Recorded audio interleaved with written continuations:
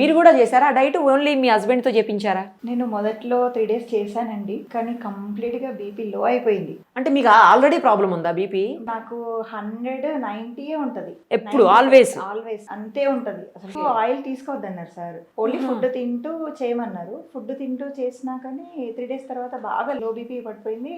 3 days saline కూడా ఎక్కినాయి. ఆ విషయం నేను సాగి చెప్పలేదు. ఈయన తగ్గడం చూసి నేను లేదు సార్, నేను ఎలాగైనా చెయ్యాలి, నేను తగ్గాలి అని లావేం లేరు కదా. అంటే కొంచెం హెల్త్ ఇష్యూస్ ఉండేయండి.